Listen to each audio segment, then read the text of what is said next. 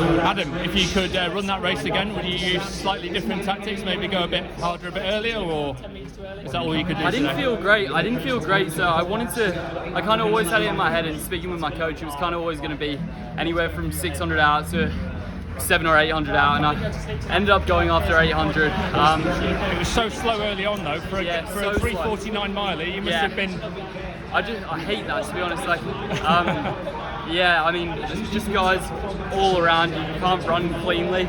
And when I went, I mean, yeah, it is what it is. I got clipped probably 20 times in that race. Almost every step it felt like I was checking behind me, like, what's going on? And you know, it worked out the way it worked out. I did what I planned on doing, and ended up third in the end. Just coming into the home straight, final lap, I feel like recently I've had more, and I've been running faster. Maybe a bit of jet lagged. I don't know. I don't know. Yeah, I mean, I got back. I've had long enough to recover. I should be good to go, but just for whatever reason, just a little bit not.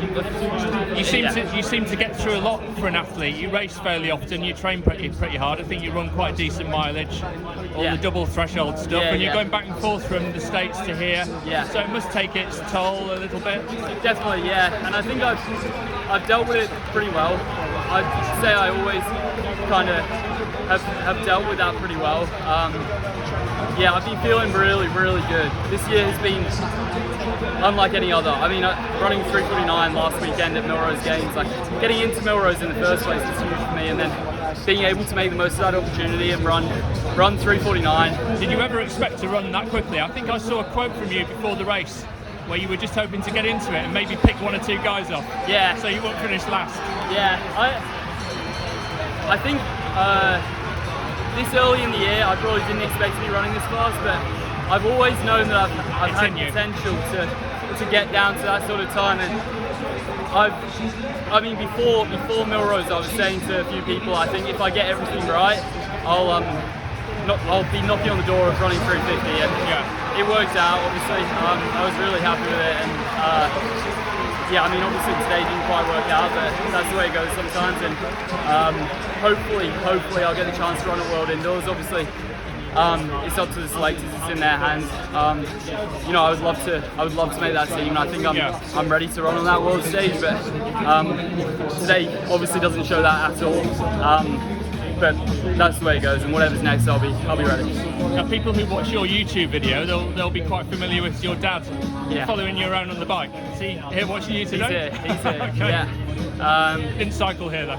No, not today. He's here with my mum. Some of my dad's friends have come. My cousins are here.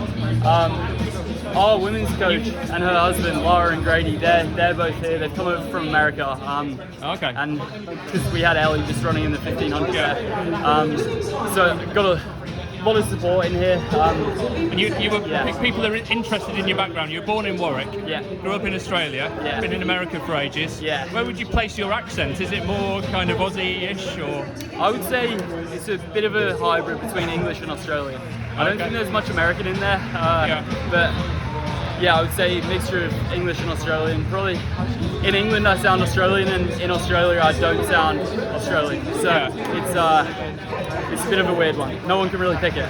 Are you planning to be over here for a bit longer now then? Have you got a bit of a stay over in England? Yeah, it will kind of depend on the World Indoors. Yeah, exactly. So hopefully I'll be sticking around a little bit longer, but we'll see. Okay. Well, best of luck with the selection. Thank you. Cheers.